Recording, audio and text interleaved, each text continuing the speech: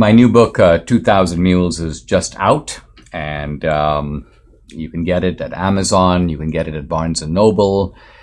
You can also check out 2000mules.com. If you haven't seen the movie, the book and the movie are kind of a great 1-2 punch.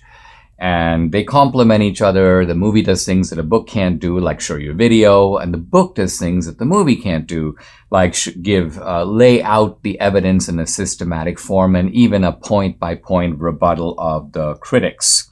I think if you see one and read the other, you'll become a very dangerous American, which will mean that you'll be able to fire back at any of the sort of debunking idiocies that are routinely bandied about by the left and in the media. Now, one of the 2000 Mules effects, you can call it, is there are patriots around the country who've decided to watch Dropboxes.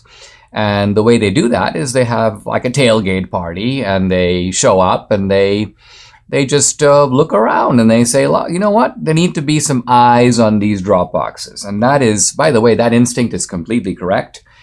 True the Vote issued the statement yesterday, I believe. I shared it on social media, that there's nothing illegal in watching a Dropbox. Now, don't interfere in any way with someone who comes to vote, because then the left is going to scream, obstruction, this is voter suppression.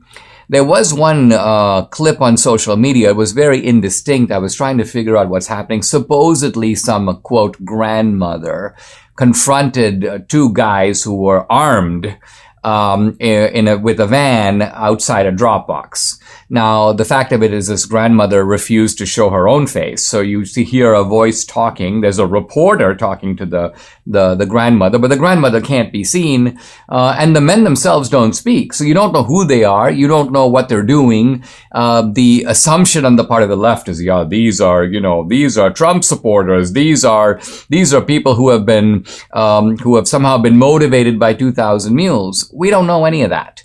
What we do know is that there should be surveillance on every Dropbox. In fact, if you look at the guidelines issued by CISA is the Cybersecurity Infrastructure Agency, they say very clearly surveillance on all Dropboxes. Even the Zuckerberg money, when it was given to create these mail-in Dropboxes, has in the contract there should be surveillance on the Dropboxes. And yet, there isn't.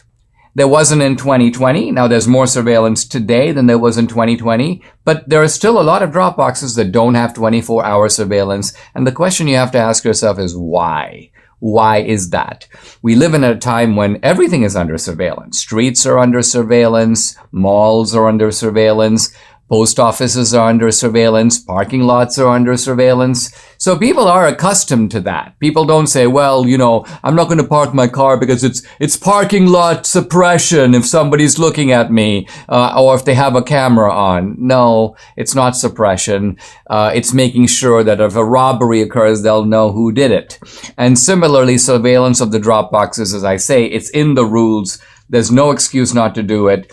In fact, put it differently, the only reason I can think of to not install surveillance is you're trying to create a mechanism where cheating can go undetected. And the Patriots are having none of it.